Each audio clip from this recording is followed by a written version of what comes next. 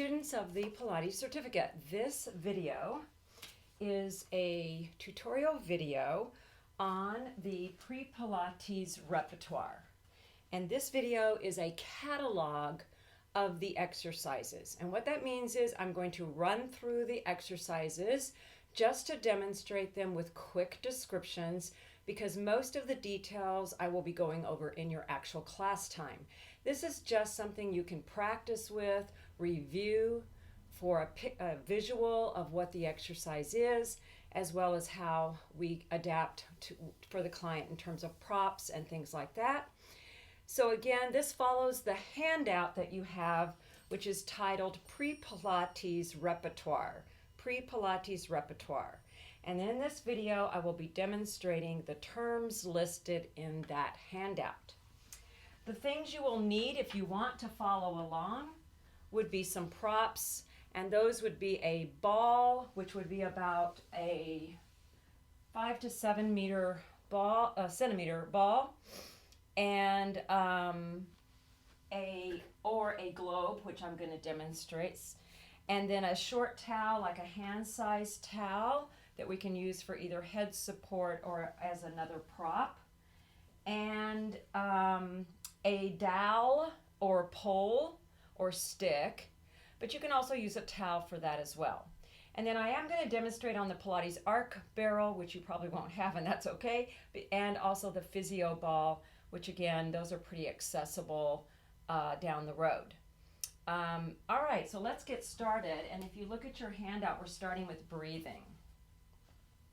So I would normally sit my client in a position where they could comfortably sit without strain or tightness in the hip flexors, which means that they may need a lift. So we've talked about this a little bit, but a little lift that brings them up away from the floor to help them get into a neutral spine so they're not, slumped. So we want them up on their sitting bones in a neutral pelvis and a neutral spine. They may be able to do this without a lift as long as their knees are not higher than their ASIS, which is your two front pelvic bones, the anterior superior iliac spine. And if their knees are higher than the ASIS, then they probably need to be put on a lift for anything seated. Once you get them in their posture, and they could be sitting, if you have a trap table in the Pilates repertoire, the Catalogue, you can also have them sit at the edge with their knees at the edge and their legs would dangle. And that may help them sit too, because that automatically puts their knees at the right height for them, and they don't have to cross their legs up on top of the mat. But if you don't have a table type situation, then you would need to put them on a lift if they're on the floor, probably, and cross their legs there. Okay, so we're going to do some breathing for our first one. And remember in Pilates, we're doing costal, or, we're using this thoracic area, costal breathing. Also, people call diaphragmatic breathing, but we're really focusing this area as opposed to the belly breathing. So a good way to start the client is just to have them place their hands on the side ribs and to breathe into their hands without disturbing their neutral structure of the spine and pelvis. Inhale into the hands, feeling them come apart from each other a little bit. Exhaling, the ribs soften. So that's a good way to do it in a class. When you have a lot of people in a class and you can't really do hands-on one by one very easily, this is a good way to do it. But another way I really like, which is in your handout, is with a TheraBand. And that's another way they can self-educate costal breathing. We wrap it around the upper mid-back, approximately at the T-point, which is your thoracic, around thoracic vertebra number 7 and 8. You cross the band in front, choke up a bit, so hands are pulling slightly to give some tautness, but not over-pulling. And then you have them get in their neutral again and breathe into the band, focusing breathing into the side ribs and the back ribs. So they're breathing out to expand the ribs outward and to the back. And when they inhale, their hands should move a little toward each other. And then when they exhale, they can give it a slight pull to return to the starting position. Inhale. and exhale. And as they're doing this, you're watching that they don't hunch into the shoulders or push out the navel into a belly type push. So you want to keep the transverse abdominis actively saran wrapping and bracing below. Another way that you as an instructor can help encourage a client, especially if those two ways don't work too well for them, and this would be with a private client. This would not be something you could easily do in a group class. And that's, I like to use a prop for this. This is the Pilates arc barrel. It can easily be used on a mat. It's lightweight. And I usually have the client drape their legs over. There's handles here they can use to get up tall first. Then I have them scoop the belly and round over, cross their hands on their shins. Now, you can put a pillow in front if you would like them to be able to rest their head a little more so they don't have to worry about straining the neck. That's another option here. But now see, this puts them in a spinal curve. And then while they're in this position, you place the flat palms of your hands on either side of the spine, on the musculature, and you ask them to breathe into your hands. So you want to feel their ribs lift a little into your hands. You don't want to put your hands on the spine itself, but to the side of the spine, on the rib cage area in the back.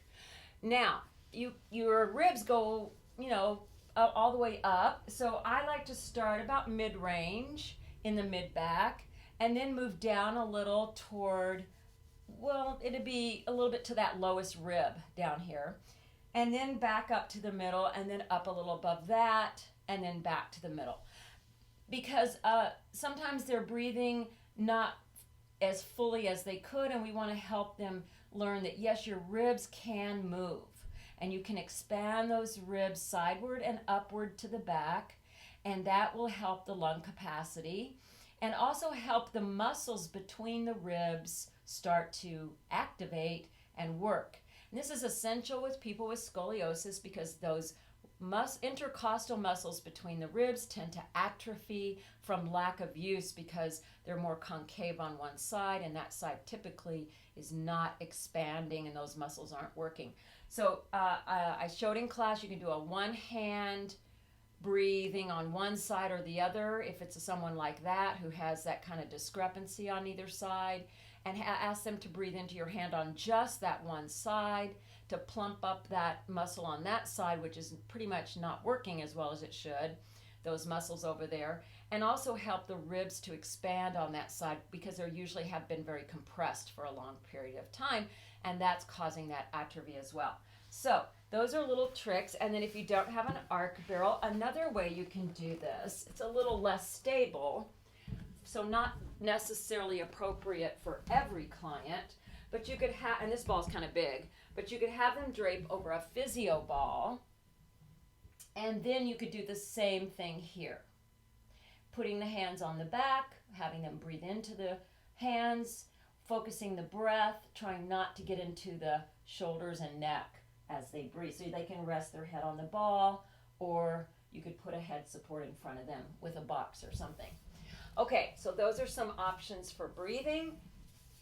Let's now go to the next one on your list, and that's going to be our pelvic posterior tilts.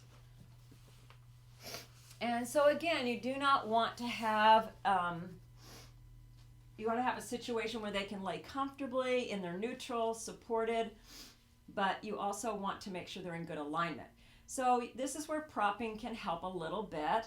So if I find that the client has trouble keeping their legs lined up, we want the heels lined up with our front pelvic ASIS, and those are pretty much above the sit bones. So you kind of think sit bone width, with the heels slightly swayed out, so not super swayed out, just slightly, so that they're not bringing the heels closer than the front of the foot. And so you just make sure they're lined up, feet in line with sit bones and ASIS, and that means their knees are just a little bit apart, which I usually call a fist apart. Now, if they're flopping open or they're not able to keep their legs, it means they have either a lack of awareness or their inner legs are weaker and it's harder for them to keep those legs straight up. So that's when I would use a spacer. I like to use a deflated ball, or a regular ball's okay. You could take a rolled towel and put between the knees, a small one. You don't want it to be wider than the amount that they need, and that little spacer can help keep the legs in alignment. Then if you, at this point, if you see that they're jutting their chin up or anything like that, you can put a little head support under here. And in my group classes, I use this little folded towel, which is very easy to ask them to bring. So in your group mat classes, this is a good, quick solution. And then once you have them in position, arms alongside, you're going to focus the neutral pelvis, neutral spine, back ribs relaxed on the mat, back of the shoulder blades are still sliding down those ribs and plugged into the mat. And then we're bracing by activating the transverse abdominis across the pelvis so as to help stabilize it. Now, your pelvic tilts are mainly doing couple of things. We're working on, it's a preparatory exercise, all of these are, and we're trying to, number one, educate the client how to move in and out of neutral and to understand where is neutral, and where to initiate the moving in and out, which is from the transverse abdominis. But we're also trying to work on educating them in terms of the breath and in terms of good alignment. So if they're not starting in good alignment, you again might need to bring the floor to the spine. And what I mean by bringing, this is Marie-Jose Bloom, I learned this from, and this is bringing the floor to the spine to support it. So if somebody's head is back like this, or their ribs are popping up, or they're overarching their lumbar spine, even in what they feel is their neutral, and you still see, wow, they're having trouble letting those lowest back ribs sink and come to the floor, well, then you might want to use a posture pillow. And Marie-Jose makes these, but you can also do a little version of your own, but this is the posture pillow. And it has stuff in it, and it shakes to the bottom, and then when you lay it down, it has this little slant so that it's very flat at the bottom edge, and then it slants about 20 degrees as it goes up. And this little slant will help the client. So what that does, and you can kind of see as I lay down, is I want the edge just, I want it below the shoulders, more in the shoulder blade area, that bottom edge, and then that slants the upper back just enough to sink the lowest ribs and allow the client to have a little bit better positioning here.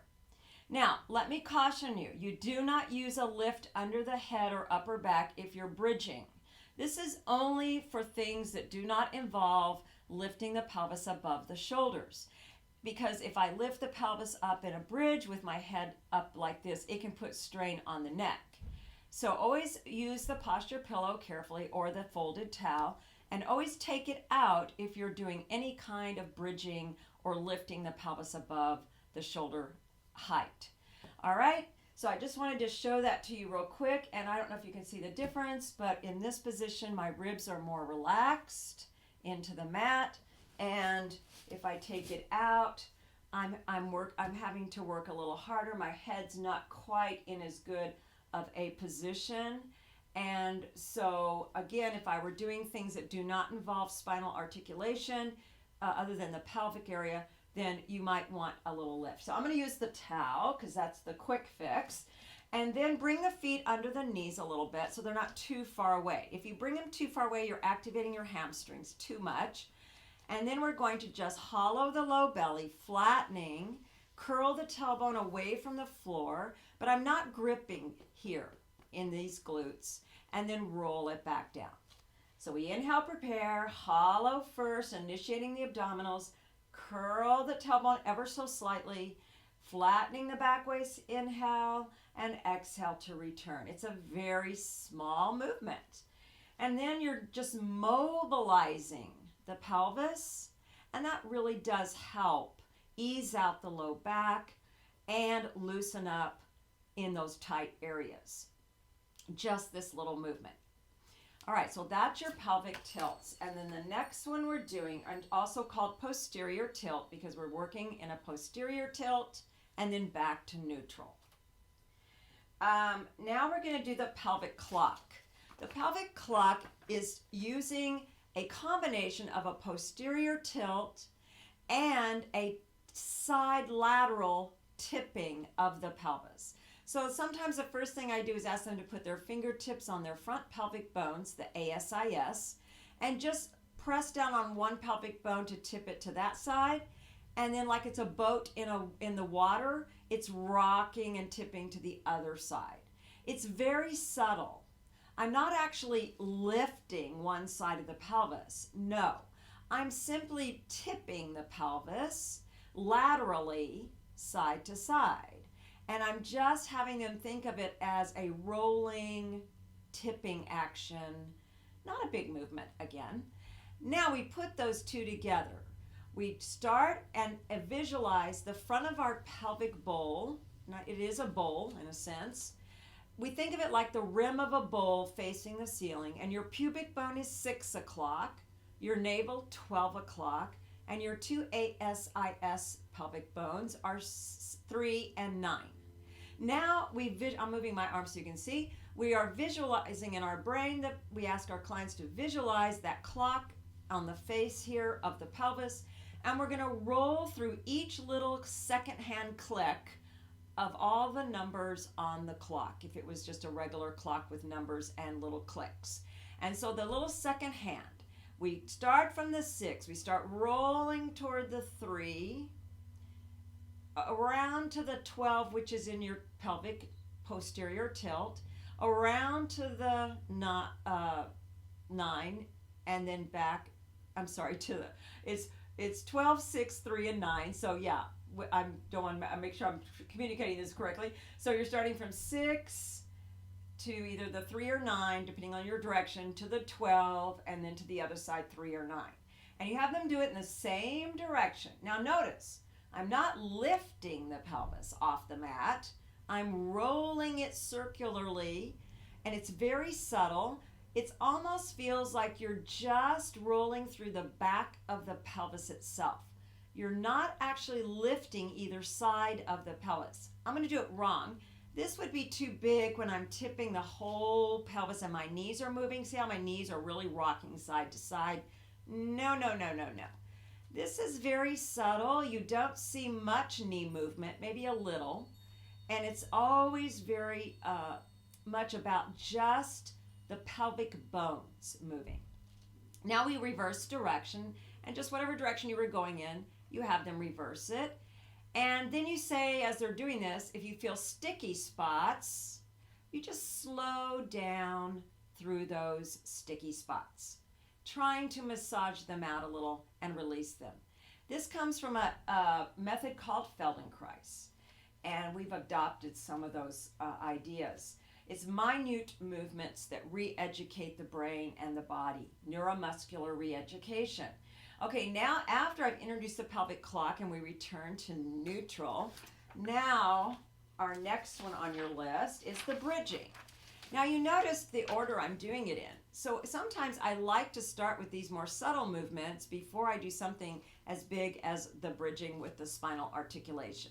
That helps ease out, especially people with low back issues or people that are tight or deconditioned or even just sitting a lot or hunkering over a lot in their job or daily life. You want to ease this out and get all of this connected. This is their center. We move from our center. And so we really want to first get this aligned and opened up. Now I remove that head support because I'm going to be doing spinal articulation.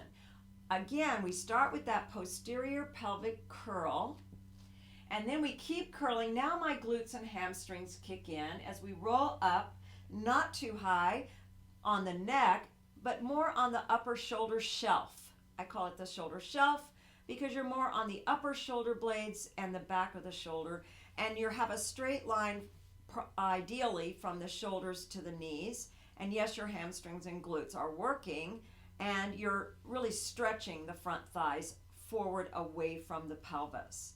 Then you sink the upper body first and you roll, articulating the spine one bone at a time, especially making sure they don't skip the waist, so they go through that posterior tilt again and then roll back to that level neutral.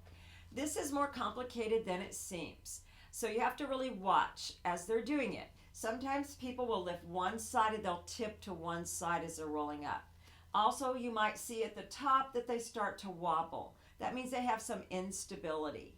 Now, what are we working on here? Well, we're working on spinal articulation. That means opening up the spine and moving it segment by segment, which helps the vertebra to open up and not be so compressed, and helps those muscles supporting the spine to work more balanced, because we're trying to roll equally up on both sides.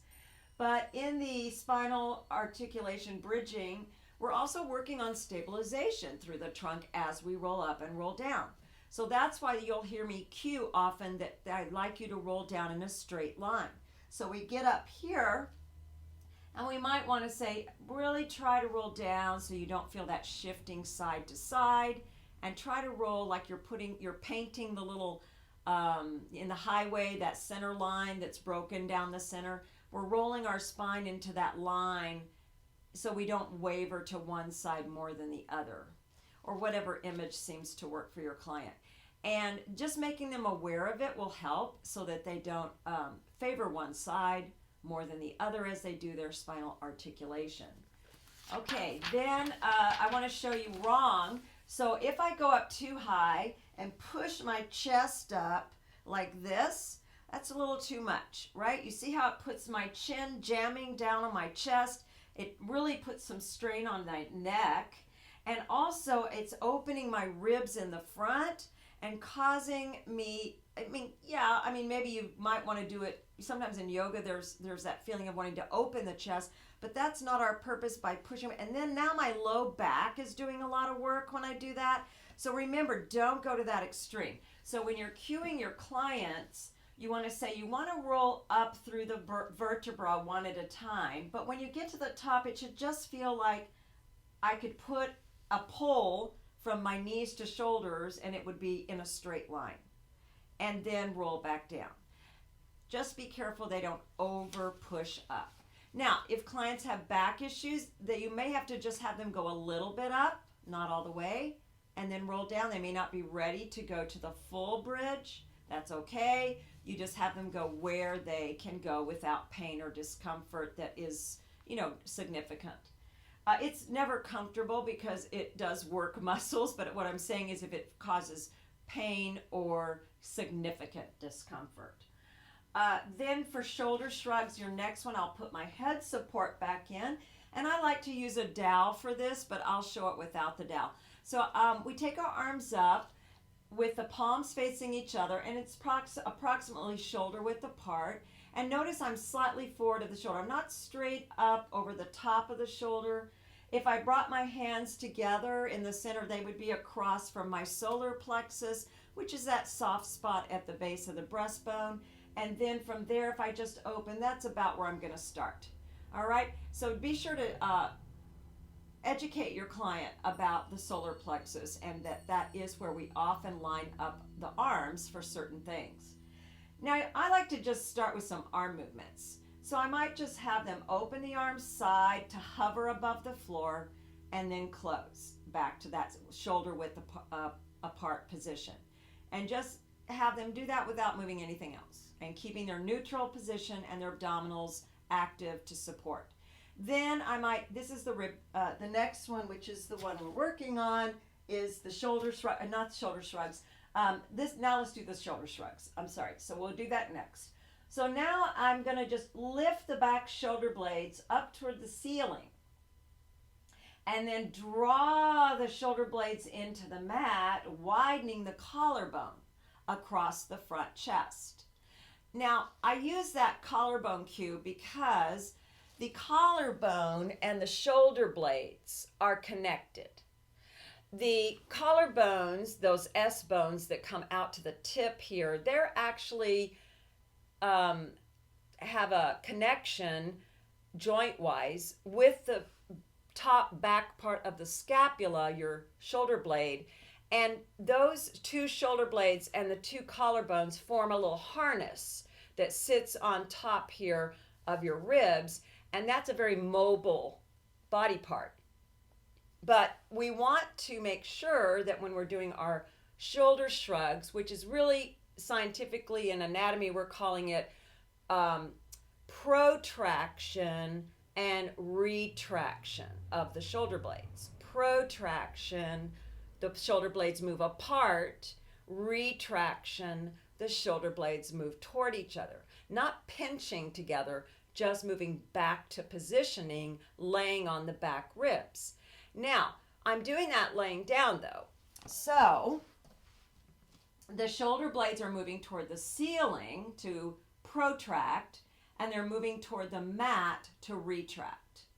But I'm trying not to pinch into overworking. Just think of the bones moving, keeping everything stable through the rest of the body.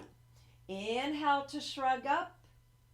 Exhale to glide down. And as I widen the collarbone, that's to encourage that you return to the starting position and not leave the shoulders slightly up. So you have to widen that collarbone to bring that last little bit of those shoulders back into the position. Inhale up and exhale, glide down. Now you would be surprised how difficult that can be for some of us.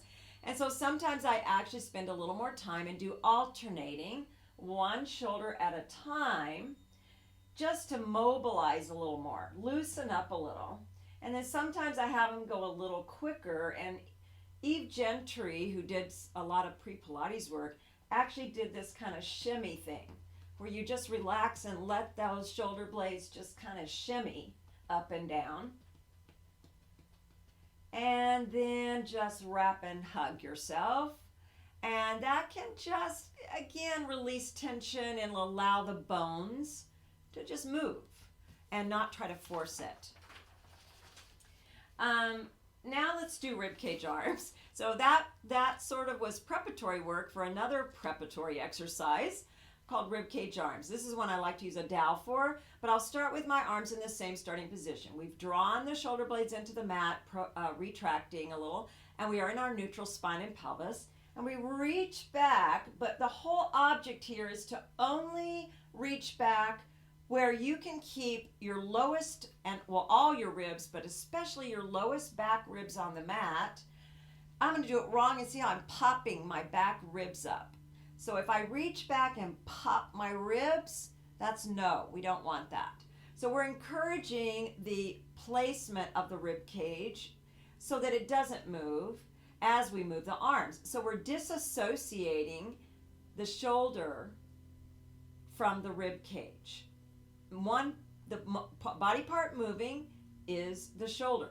The body part not moving is the rib cage. So therefore, rib cage arms is about disassociation of arm from rib. So ribs stay quiet on the mat in neutral as the arms reach back, only at the spot where they can go without popping. If I go all the way to the mat, I'm probably hunching my shoulders up and popping my ribs up, which is what I'm doing right now. But if I get the ribs down, it means I need to bring my arms up a little to do that without strain.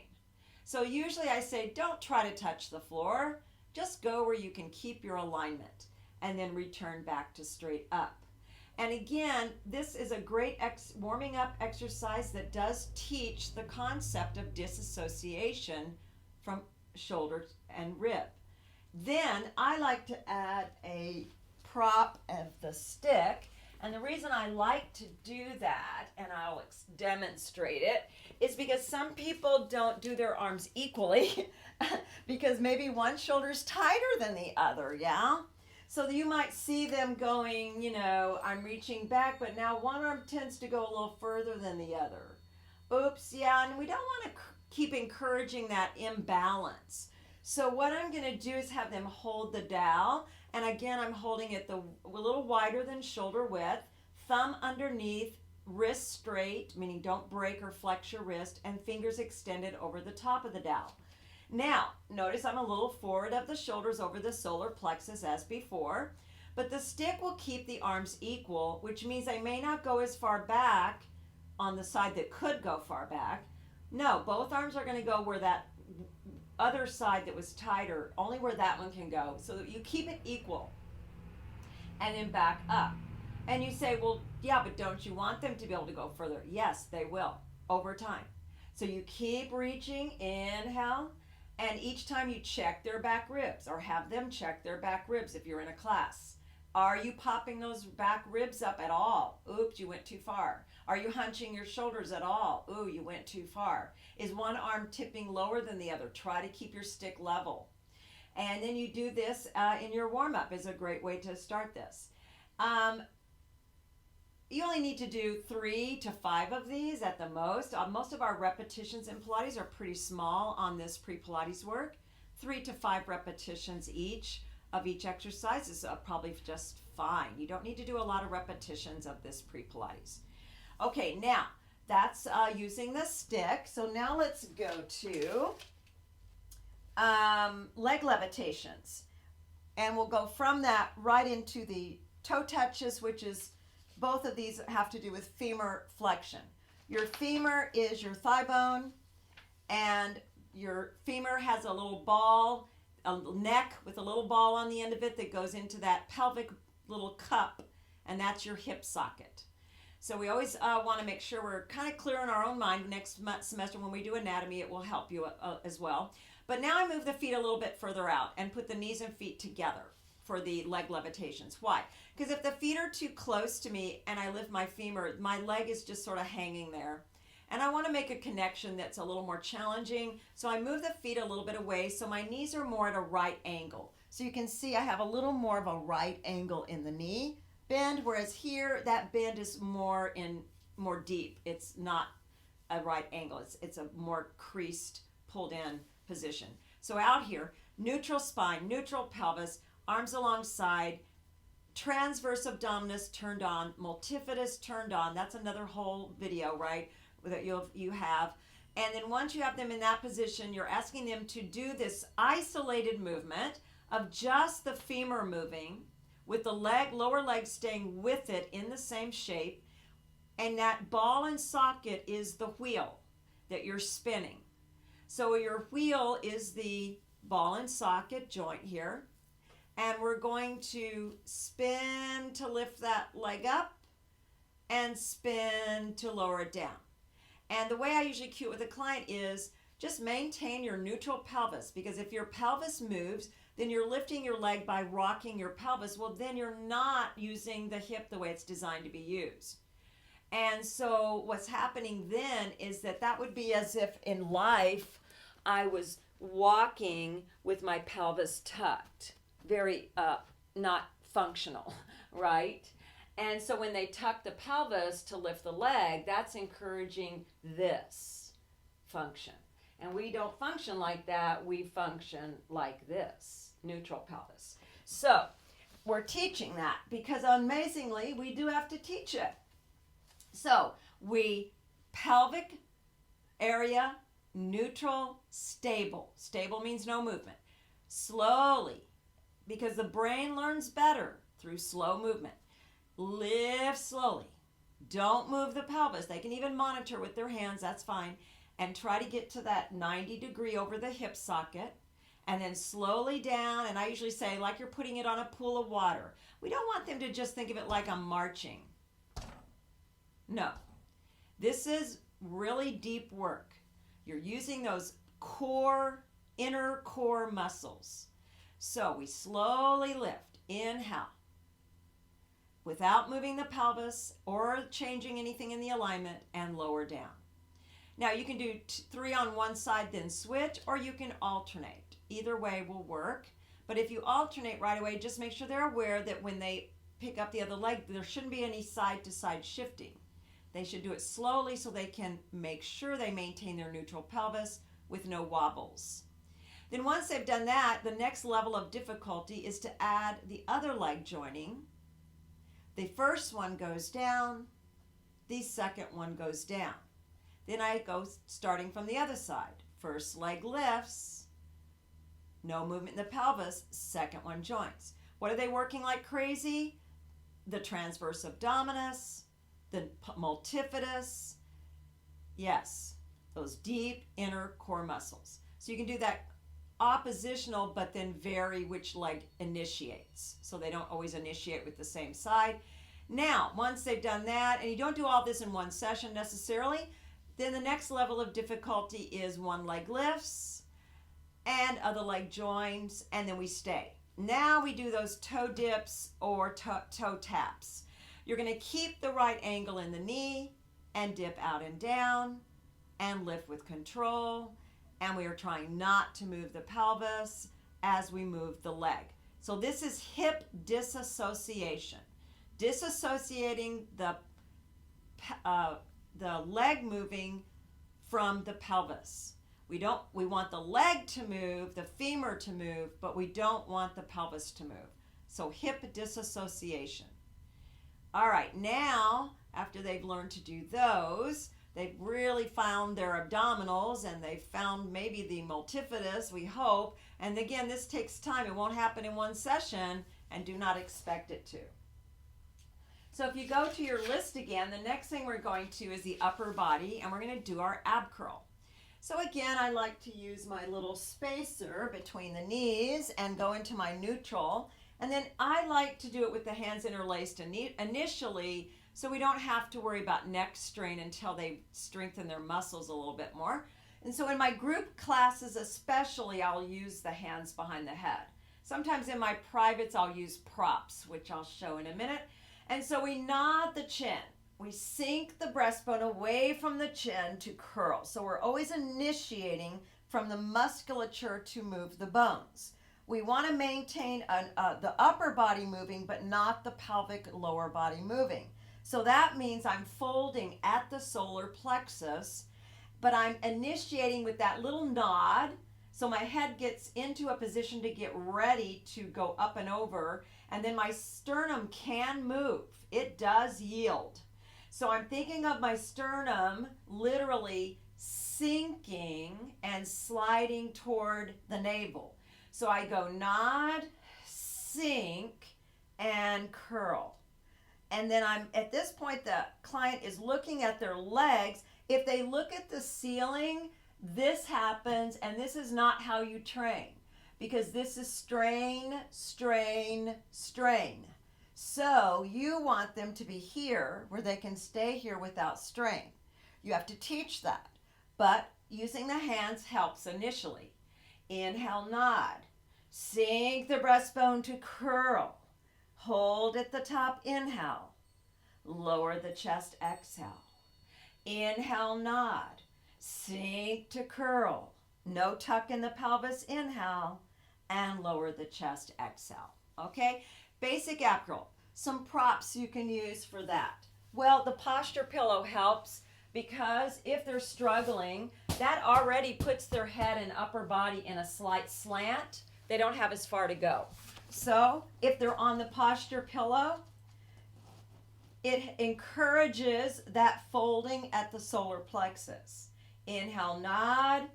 Exhale, sink. And they don't feel like they have as far to go. And lower down because the floor is up higher. So they don't have quite as far to go from the floor to the ab curl. It's a smaller movement. It's a good way to introduce it if they're struggling a lot with it. And in a group class, you can't do that as easily. You don't have this kind of pillow, but you can keep that towel behind the head. I always do that. And then another way to do it is using either a towel or a TheraBand. So if you take a hand towel lengthwise, scrunch up on the ends of it like this, and you place it at the back of the skull under the bony part, not under the neck, but under the skull itself. And this becomes a little hammock. And let me take the posture pillow out again so you can see. Might use this though. And so what you do is you have them put the hammock but under the skull, elbows on a slight side diagonal, nod the chin, sink the breastbone and curl, but now they're getting a little more of this support without having to get their hands behind their head. So people with shoulder issues who have trouble doing their hands behind the head, or if it's just a strain for them in any way at all, I think this is a nice little system.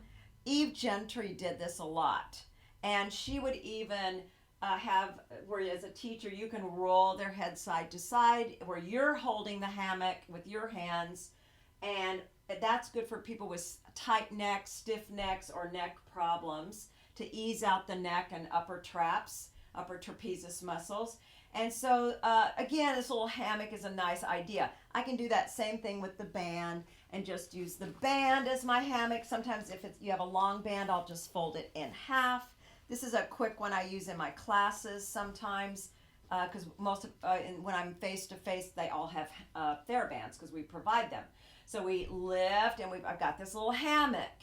Now, we can also use this in a minute when we do the rotation as well, because that also gives them a little support, a little more support, I think, in some ways than without it.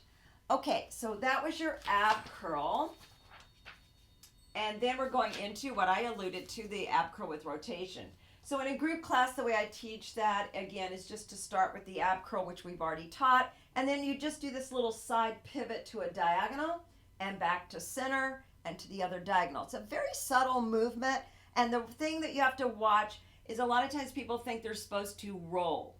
So what I mean is sometimes they lift and they think they're supposed to roll to the side and pull their elbow across toward their knee. And no, that's not what we're doing where we're rolling. And I think if you can see that. I see how I'm lifting the shoulder blade and then I'm rolling side to side. No, it's ab curl and it's like a little pivot or twist.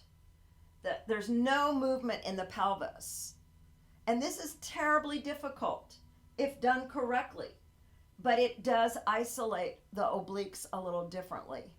And that's what we're working on. And that's a prep for a lot of the other Pilates exercises we do in mat work, and particularly the crisscross. So we want to teach them these mechanics so they don't start to do it incorrectly with momentum or with just a rolling action. Okay? And so that's ab curl with rotation. Another way I can teach that is to lift and say, okay, just pivot and look just past the knee. And even take the hand opposite that knee and reach across. There it is. That's where I'm looking, right there. And then you'll do the other side. First go to ab curl, do your little pivot, and then just reach outside that knee. And if they went too far, well then they're not looking at their hand, they're looking over there, and that's how you teach them. No, I'm supposed to be looking right there. That's a very different angle than over to the wall over there somewhere, right? And so you can use these subtle little things to help them see, no, I'm only going just outside that knee. I'm not trying to roll over to the side there. All right, ab curl with rotation. Now we do the one arm hula, and then we'll do the hula itself. So the one arm hula, I keep one hand behind the head, one arm up. I do my ab curl to center and reach to the top knee. Then I take the hand outside that knee, just outside, and I just reach a little more, like an inch or two, and back, and reach. So basically I'm doing my ab curl with rotation, but on a more subtle, even more so diagonal, with a one arm reach, and I'm doing tiny little presses, about 3 to 5, and then lower down, and then you would do the other side. Take one arm up, ab curl center first, reaching to the top knee, then take it just outside the knee, not over there somewhere, but just outside the knee, and you do that little reach. Oh, this is really challenging if you do it correctly. And 3 times to 5 times is plenty. And I'm really feeling that in my obliques here. Then the full hula is both arms. This is from Rail that I learned this. And we reach forward to the top, knees tailbone down, neutral pelvis. And we go just outside that knee, but then we keep right across to the other side, looking in that direction, so that you're just doing that little switching without lowering down in between at all. This is very challenging if done correctly. And so it does take a lot of concentration. And if you see them bobbing up and down, that is not the exercise. That's a cheat. So that gives them that little relief. No, we're trying to do that very small, but very accurate, precise. One of our principles, precision. Precise execution of the movement is what we're going for. So that takes us through number 11. Let's go to number 12, which is leg slides. Remove your ball. You can keep your head support. And the leg slides are good because we're teaching that hip disassociation again, but in a very subtle way that's very doable. So I'm going to start with my leg that you can see more easily. We want to keep our neutral pelvis and our neutral spine, being careful they don't arch their ribs up. So again, a head support or a posture pillow might be indicated. Now, you want them to think of just unweighting the bottom foot of the leg they're going to slide, which in my case is going to be my left because I'm doing this one first. And it's almost like you had a piece of paper under your foot. You're going to just lighten your foot enough that you're not smashing on the piece of paper. And then you're going to glide that piece of paper away from you, just lightly touching the floor. And as you extend the leg, you're keeping that neutral pelvis so as not to rock or tip or move the pelvis. And you go to a full leg extension if they can. Now check they didn't pop their ribs when they did that, because sometimes people pop their ribs when they straighten their leg. So you want to make sure that doesn't happen. Then you tell them to delay the foot. Start the knee bending first, nothing else. That activates the transverse abdominis. Then they slowly, with that foot light on a piece of paper, glide it in without moving the pelvis at all. It's much harder than it seems.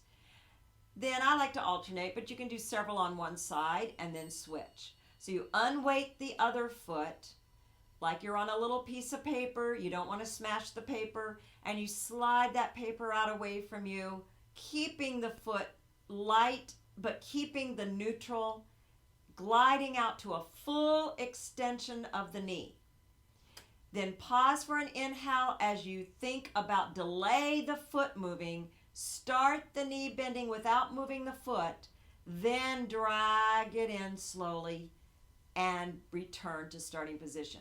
Love this exercise. Now, another way to do it if they're sticking too much and you don't have a surface that they just haven't quite got that unweight the foot thing yet, I like to use a ball.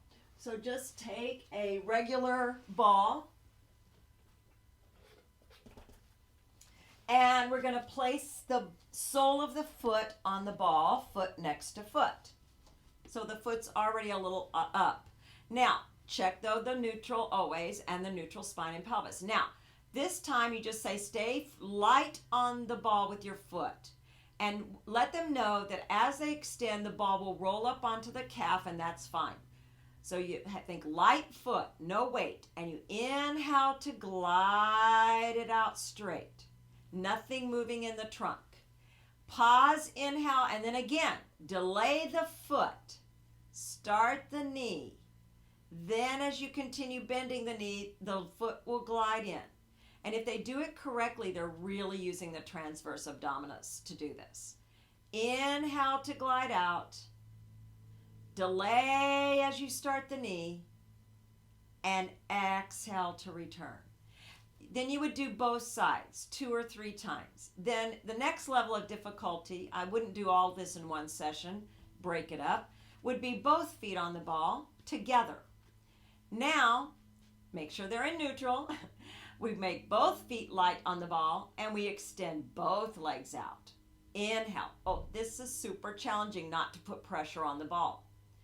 We pause, delay the leg, or delay the feet, start the knees. Oh yes, transverse abdominis like crazy and multifidus, and we drag it in. That's the most challenging version is with both legs. So don't start with that. Always do the one legs, and then maybe in a session down the road, you would add in the both legs. I wouldn't do it in one session. Okay, so those are your leg slides, which I do love. I have used them quite a bit in both my group classes and in my private classes. Now, in group classes, I have access to a lot of props at the college, so I do have balls, and I am able to use the balls for things like this, but it depends on where you're teaching, obviously. But again, you can use it without the ball, as I demonstrated with the image of a light foot gliding without pressure on the mat. Next, after leg slides, is the one knee opener. And this one is with the feet together and the knees together and in neutral again. We're going to ask the client to put the fingertips on their two pelvic bones, the ASIS, just to monitor them, a couple of fingers, and then relax the elbows on the mat. Staying in that neutral pelvis with the abdominals activated, the multifidus activated, and then bring the feet just a little bit away so you're not jammed up. Now, we're going to only move one leg. I'm going to start with my leg that you can see more easily from the front. And I'm just going to open it only as far as I don't feel any tipping in my pelvis. So this is to help, again, do hip disassociation, stabilizing the pelvis while moving the leg at the hip. And also it activates these inner core muscles in order to do that. So we're also actually training the inner core muscles in all these subtle pre-Pilates exercises that we're doing. And as I mentioned in the lecture, the inner core muscles can only be turned on really by smaller movements and brain power, using your mental focus and sometimes imagery and small movements to turn those inner core muscles on and get them training. So we're visualizing that the pelvic bowl does not move, and we're going to slow movements, open one knee to the side, only as far as I feel zero movement in the pelvis. Pause, inhale, and then return back to the other leg. Now here's the trick. As they open the one leg, they may not even realize that they're counterbalancing by opening the other one a little bit to keep them from rocking. So the other knee kind of went a little diagonal. So you have to monitor as a teacher, especially in a private, that they don't move the opposite knee. They may not even be aware they're doing it. It's just a natural tendency to counterbalance by opening the other leg. So you have to say, don't move this leg as you move the other leg open. Only use your abdominals and then bring it back up. I do about 3 on one side and then go to the other side and do the same thing, monitoring. I want them to self-monitor, but I'm also looking, especially with a private. Then after they do that, you can, on both sides, then they start to understand, yeah, I don't want to be tipping here, right? And so then sometimes I'll have them open both legs, soles of the feet together, and just hold there, and then do some ab curls here while maintaining that neutral. It's a little easier to maintain neutral in the open leg position, and just feel what it feels like to do it here, which I also like as opposed to just here. Okay, so that's your one knee openers. Let's do knee stirs now. This is a Eve Gentry exercise. And once again, we're doing pelvic stability and hip mobility. So we're working on, as we stir the knee in the socket in a minute, we're trying not to move the pelvis, keeping it level, stable, no movement, and in its neutral, but we're trying to mobilize in that ball and socket joint, the hip joint. So the mobilization is the little circular motion, but I, the client, am manipulating it myself. So you have them go to that same position we were in a minute ago and just float one leg to tabletop, place their hand on their knee, and then relax their lower leg. Now, that way you first got them in neutral here at tabletop before you had them relax their knee. That way they know this is where you want them to be at the end of each circle. So we go a little in, across, and around to the start. Up towards you and around. But now I'm wobbling a little, so I need to focus. So we're trying not to wobble the pelvis as we do these little knee stirs. And I'm monitoring my pelvis with the other hand. And then I just reverse the direction. I just do 3 to 5 in each direction. Just trying to circle, very tiny circle, not a big one. Just stirring it. And the image that one of my colleagues had was it's like your leg bone, your femur is a spoon handle, and the spoon is in the socket, and you're doing a tiny stir of the spoon in the socket. Okay? And you do a little bit in each direction. And then, of course, you do the other side. You go to your tabletop 90. You relax the lower leg. And then you manipulate the leg with your hand. So I let the leg relax. The leg's not doing the work. I'm manipulating it. That way you can let go of the hip flexors so they don't tighten. So you can get some mobility It's your abdominals that are working and your back muscle, the multifidus, that's working to stabilize you. It's not your hip flexors. So that's why we want to relax the quads and the psoas in here. So you just want to do the manipulation with your arm as opposed to the leg having to do it. Okay? So it's turning off the hip flexors and working with just that mobility in the socket. Okay, maintaining the neutral, of course, using those muscles to do that. So I've done knee stirs on both sides in both directions, and then I like to do a variation on that with both legs. And so I take both knees and hands, lower legs relaxed in that 90-90, and then I do a little toward me and around with both legs, mobilizing the pelvis. Now my pelvis is moving. So now this is more about that pelvic clock idea, different than the single knee stir.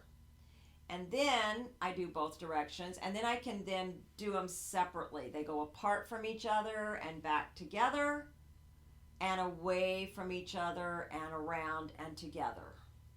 And this is great for releasing the low back, but getting some mobility in the hip. But yes, we are letting the pelvis move in this one. All right, now, nose circles. I like to use a deflated ball, ideally. So that means I take a ball that's not fully inflated, and I make a little cup in the center. So it has a little indentation. And that's where my back of my head is going to rest. And that supports my head like it's floating in water, kind of like if you're on a float in water.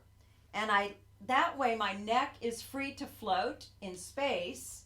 My head is supported, but I can mobilize it. So I can do little things like nose circles is what we're doing. This is an Eve Gentry exercise. And I go down with my nose, looking forward, and I go to through center and a little bit back, nodding back. So I'm just mobilizing in extension and flexion.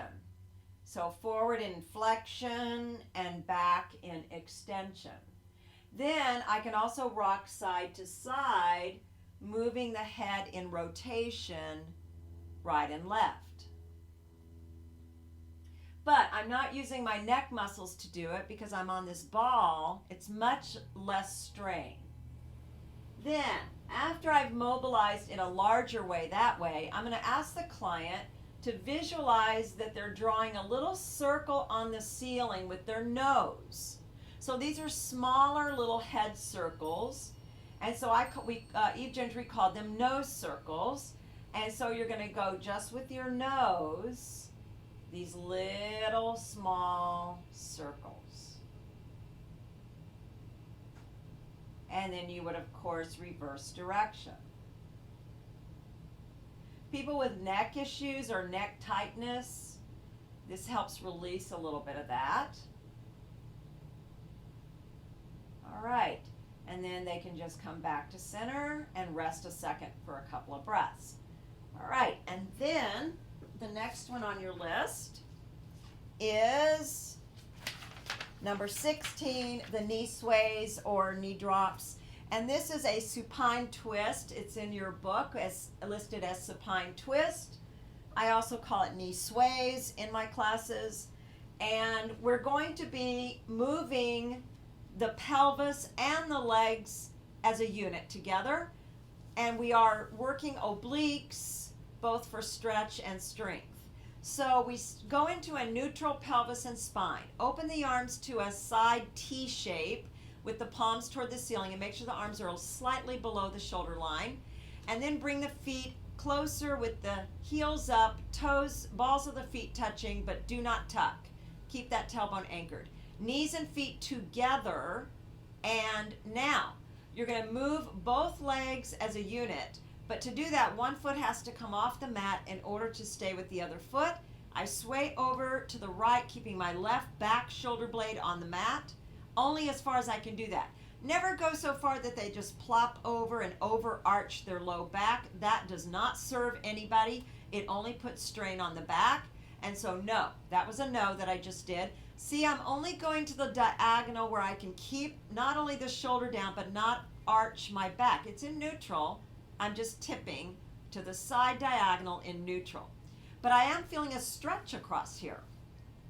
Then I initiate with my obliques and my transverse abdominis to pull the pelvis and legs back to center as a unit, keeping the legs and feet together. That's your exhale. So we inhale to the diagonal, keeping the opposite shoulder blade on the mat. We squeeze abdominals and exhale. So let me do it wrong. A lot of clients will just take their legs over and their knees will slide apart. See, my knees have slid apart. No. And now they're just laying their legs on the floor and my opposite shoulder is a little bit off the mat. No, that's not what we're doing. So now watch correct. I'm going over with my knees together, and I only go as far as I do not separate the knees, the feet, or lose the connection of this side over here on the mat, or the shoulder blade on the other side on the mat. So if that opposite shoulder blade from the direction of the knees, if that opposite shoulder blade starts to come up a little, they've gone too far. If their knees slide apart or their feet come apart, they've gone too far. So for most people, it's just a diagonal with those legs. And then your abdominals bring it back. So you want to make sure you're clear about the precision of it. So we inhale, keeping the focus straight on, and exhale using your obliques. So I always say initiate the coming back with your abdominals to do the work, not your legs. And I usually say the legs are along for the ride. They are not helping you in this exercise. It's not my legs that are bringing me back, it's my abdominals. Because this is an abdominal exercise primarily. And it is focusing both your transverse abdominis and your obliques, your internal and external obliques, both. All right, so that is your knee sway or supine. In Rail's book, Pilates, it's listed as supine spine twist. Supine means on your back, spine twist. Okay.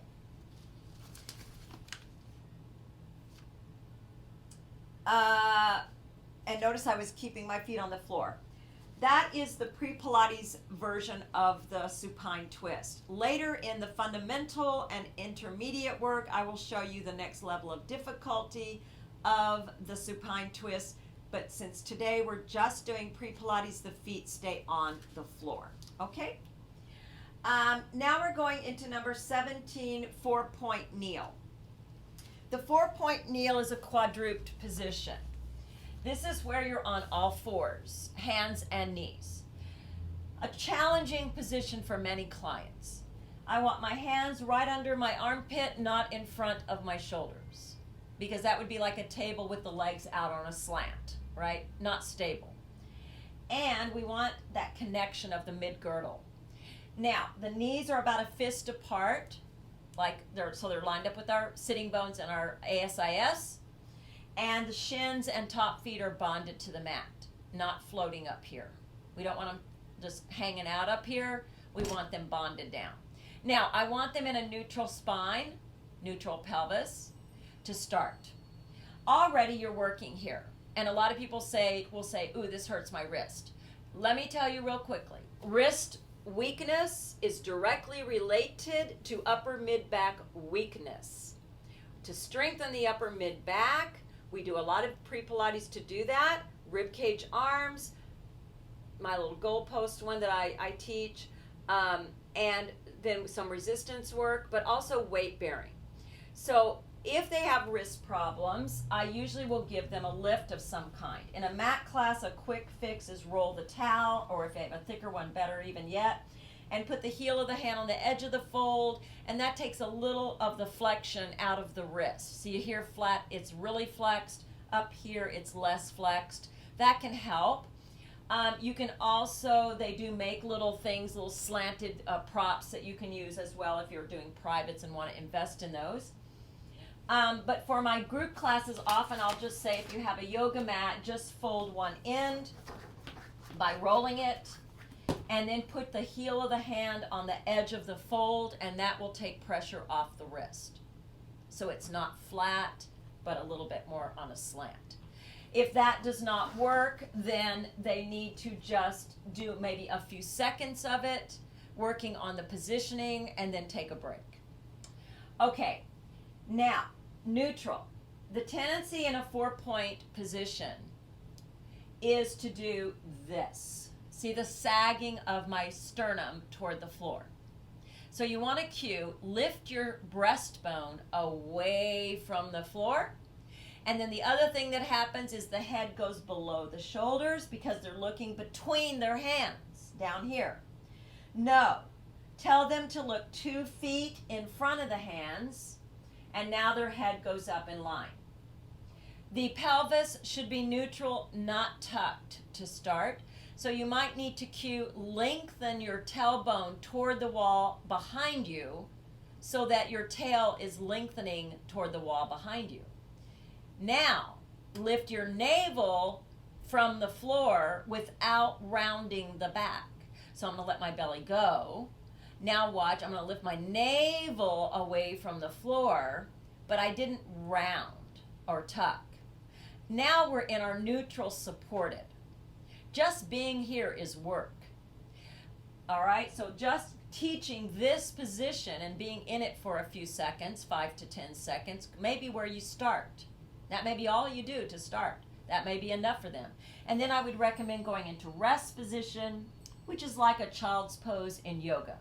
I like to put the toes together for that, open the knees, sit the hips toward the heels, stretch the arms out, and drop the head toward the mat. And then that's where you practice this lateral breathing into the back that we did earlier. You have them expand their back ribs as they inhale and exhale. And if they can't sit back like this, you can put a towel, a larger one, underneath the knees here in the back to decrease the amount of bend. Or you can drape them over a barrel, as I did earlier, but in this case, you would just have them drape their upper body over. So they're like this, so they don't have to bend back as far, or, as I said, put something under the knees. Okay, now, after you've taught them, while they're in the 4-point, after they kind of get the feel of the position, now you can start to cue the multifidus. So once you get them in a good position that they can hold for a little bit, while they're there, I put my hands back here and I start on either side of the spine in that sacral area and lumbar area. So that means L4-5 is about right and slightly below. And you start to give them the image of the dragging up of that musculature that's very deep in there. And so you can give a little fingers on either side and give them a little, you want to lift through that part. So if they're a little bit tucked like I am right now, it helps them lengthen that out and find that multifidus with the transversus on the reverse, on the opposite side, supporting. Subtle. See, this is slightly tucked. This is neutral. Okay, so you want to be sure to train your eye. So you got to look at a lot of bodies. Okay. Now, after you've done this basic 4-point kneel and the cat back I've already just shown. No, I'm sorry, I haven't shown cat. So we did 4-point kneel. Now number 18, we're doing the cat back. So once they've learned the 4-point, what's the point of teaching cat back unless they've learned 4-point kneel first and do it correctly? Now, once they can do 4-point kneel correctly, we will move in and out of it for cat back or cat stretch. So you round the back like that C curve we talk about a lot. So it's from your head to your tailbone, makes a big capital C. But this time the arc is going toward the ceiling. So it's like an angry cat arching its back, or a Halloween cat arching its back. And then you go from the cat back, extend back out to that neutral spine in your 4-point kneel. So this becomes an exercise. We scoop and round. Exhale, lengthen to neutral and find it. Inhale. Scoop and curve, lengthen, extend. Okay, Moving on to the next one, number 19, flying table. This one is also starts in a 4-point kneel. I recommend you don't teach all of these back to back in your first time teaching them. That would be too much time on the hands and knees perhaps, so break it up. In my classes, I sometimes start to put them together as a sequence once we've learned them, but you don't need to do that right away. So always introduce these concepts and these exercises separately, and over time you can start putting them together. But flying table does come out of the same neutral 4-point kneel position. The difference is we're going to reach the opposite arm and leg out in line with the spine, which we're calling flying table. This works on trunk stability. I'm trying to stay stable. You'll see people wobble, right? Because they're not stable in their trunk. That requires the transverse abdominis, the multifidus, shoulder girdle stabilization, hip stabilization, a lot of work going on through the whole body here. And then slowly return without wobbling, ideally. So we're stabilizing the pelvis on the spine. We're stabilizing the entire length of the spine. We're disassociating at the hip the femur from the pelvis, the leg bone from the pelvis and the spine. We're disassociating at the shoulder girdle, the shoulder flexion from the spine, and shoulder girdle stability. Because we're working in opposition, we're also working that diagonal sling of muscles that cross in the body, front and back. So this is your diagonal sling strength as well. So flying table. All right, and I usually do rest position after that one as well. Our next one, moving to the end of our sequencing, is going to be number 20 on your handout, which is your basic back extension. The basic back extension is a modified version of the back work in Pilates. It's an introductory, again, pre-Pilates exercise because we are doing a small range of movement and we're using some support with our hands, and I'll show some other propping you can do as well. And so for the basic back, I have the client stretch out. Ideally, legs are together parallel, but I'll show you a modification in a minute. For this one, we're going to cross the hands in front of us, place the forehead on the hands to support so the nose doesn't smash into the mat, and it also gets your head in alignment. And then the legs are extended with activity, meaning they're not relaxed and flopped. They're together actively, and the knees are actually slightly lifting away from the mat, but I have my front pelvic bones and pubic bone level on the floor or on the mat. That's my neutral pelvis. If I just relax, I'm probably just softening the knees, and my pubic bone may or may not be in line with my ASIS. So I want the pubic bones and hip bones to gently press to the mat, the navel to lift away from the mat, the legs together, knees extended, legs active. Then draw the shoulder blades down away from the ears along the back of the ribs. That's that gliding down we worked on. And then keeping the forehead on the hands, we just hover. See, I'm only coming a few inches off the mat with only the upper back, and lower. And hover. It's about 4 inches off the mat is all, and lower. And you inhale to lift, you exhale to lower. Inhale to extend up off the mat, and exhale to return. In the basic back, the thing that you're also might need to do is modify it with people with back issues. So the legs together is ideal, but for people with back issues, I go to Pilates V, that little turned out V. Separate the heels about 3 to 4 inches apart. That will open up the low back, and then do the hover there. That will cause less strain on the low back in a slightly externally rotated legs and slightly open. Not real wide, just slightly open, okay? That's a modification, which means you're changing the exercise to make it more doable for a client with issues that require it. Now, the other thing we want to do here in the basic back is the next level of difficulty, which would be, I like to put the forehead resting on a towel, not the whole head, but just the forehead. Now my nose doesn't get smashed again, but I can take my hands away now. Place my hands alongside, arms straight, legs together straight, palms toward the ceiling. And now I do all the same activity to get ready. And then I'm going to hover the upper back and reach the arms off the mat an inch or two, reaching toward the legs. And I'm just doing this now without the support of the hands under the head, and then lower. And you don't relax when you lower. You just go to starting position, which is an active position. You inhale and exhale. Inhale and exhale. One more. Inhale so you can see, and exhale. Now maybe your client can only go to here. That's okay. They have to start somewhere. And then again, anytime you do back work, finish off in rest position. Taking deep breaths into the back ribs, expanding the back ribs.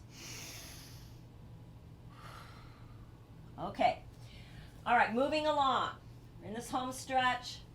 Single leg hip extension is another exercise in the same position we just did. This is called prone. Prone means you're on your stomach. We usually use prone when we're doing back extensor work. And so now we're doing single leg hip extension. And this is working on pelvic stability, not moving the pelvis, but working from the hamstrings for leg extension. So we go basically in the same position. We can cross the hands along in front, or you can put the forehead on the towel with the arms alongside. I like the hands crossed for this one. Legs together parallel, kneecaps lifted, everything active, everything neutral. Now, shoulders draw down. You lift one leg an inch off the mat, maybe 2 or 3 at the most, but not so far that the pelvic bone comes off the mat. We want to keep our neutral pelvis on the mat so as not to disturb it, right? And then lower. And I like to do a few of those, just that lift and lower on each side. So maybe 2 or 3 on the right, and then 2 or 3 on the left, making sure they understand how to stabilize the pelvis while extending the leg behind. Then after they've done that a few times, the next level of difficulty would be to extend and maybe do a tiny little pulse to challenge those hamstrings without moving the pelvis. And then you could do anywhere from 5 to 10 on each side. I do these in my beginning level classes as an introductory kind of exercise. Okay, so that's your single leg hip extension. Works on pelvic stability and hamstring hip extension. Let's go to 22, which is your half roll down. This one is a seated position. You cannot sit on a prop to do this one. You need to sit directly on the mat. I recommend a ball between the knees, and you can use a TheraBand for this one as well as a prop. So the half roll back is working on articulation of the lumbar spine. That's your low back from the lumbar area of your lumbar curve. And so the half roll back is about articulating the lumbar spine, but also it does curve the whole spine as well. So I just want to point that out. But it's initiating from the lumbar spine. Okay? So I usually start in a seated position, legs just about a fist apart. You can use that spacer between the knees, and I kind of like that smaller spacer. And then feet about a fist apart, a little bit out away from you so you're not jammed up, because we want to be in neutral seated to start, and that's sometimes difficult for people. And then I'll show you some adjustments or props for people who cannot get in this position to start with. Okay, so we're here. We grab behind the back leg. So I listed several versions of this depending on what you need. The client can use their own hands, which I'm going to do first, or a TheraBand, which I'm going to do second. So here's the hands, and I usually have them grab high. High means toward the hip. So not behind the knees, but up higher on the fleshy part of the upper leg near the pelvis. And then grab and use the arms to help get in your neutral seated. That's the most important. You don't want them to start in a slump. So you need to get them in this position. Now, once they're there, they're going to lead from that tailbone and lumbar spine down really low here and curve from there first. And just go into this little high C curve. And then when they're ready, they can deepen that a little bit more into that roll back to a C curve. And then they curve forward over sitting bones. And then rock on top of those bones and elongate the spine, or I sometimes say unravel it, to come up to neutral. Hollow the low belly, lead from the tailbone and the lumbar spine. C curve and roll back a little bit, deepening that C curve. Pause, inhale. Keep the curve as the body comes up and over like a wheel. And then rock on top of bones and elongate the spine back to neutral. So that's your kind of basic half roll down seated.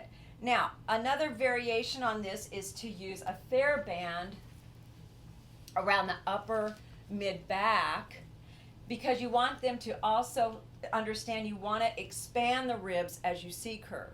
So I can be here and then I have them round from the low back, but they're also pushing into that TheraBand a little bit. It helps them deepen the curve. And roll back just where, it might be not as far, that's okay.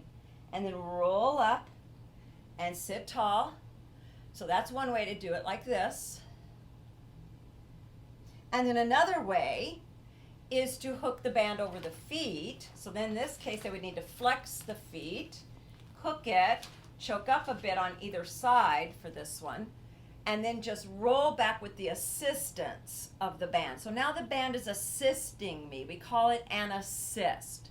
So it's not just a modification, it's an assist, because I'm using an object or a prop to assist me in doing the exercise. All right? When I grabbed with my hands, that's more of a modification. But when I'm using an actual prop here or behind the back, that's more of an assist. All right? So I'm doing that assist with the band. Now, a variation on this, for some people it's hard to have their legs like this, so you can put the soles of the feet together and be in a diamond shape. And again, I would use that band probably initially behind in the diamond shape. Reach forward with straight arms and then C curve and roll back a little bit and then forward and lengthen up. This is a nice one for people with tight hip flexors or low back issues. Sometimes having the legs parallel in front of them is more difficult, but this open position, the feet are together, but the knees are open in the diamond shape, and that really does help being in that little bit of external rotation. All right, so that would be another way you could do that exercise. And over the feet, I mentioned, and you can either do it with the feet together, rolling back, or separated, which is often the way I teach it initially. So they're apart. And this is how I prep people for the roll-up in the Pilates mat work, which is extremely difficult to do. And so I usually start with this, not just as a pre-Pilates exercise, but as a preparation.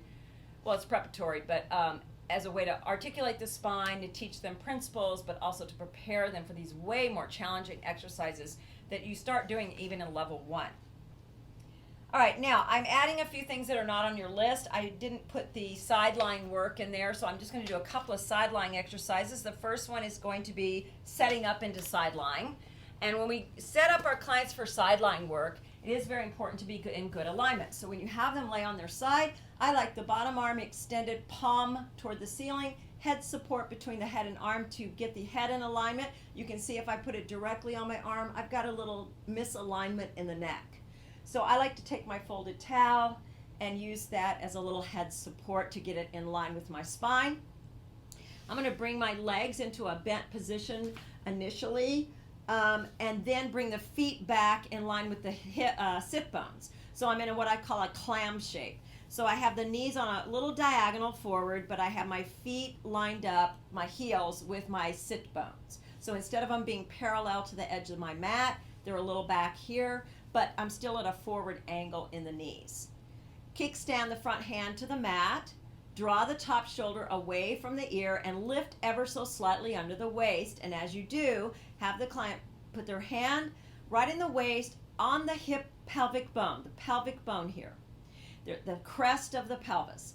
And I'm just putting the edge of my hand on that bone, and then as I lift under the bottom waist, I'm pushing on that bone to push it away from my waist, and that lengthens the underside and the top side. You can see if I relax, I increase my curve here, and my ribs are not really lined up with my pelvis, and that's a crunching.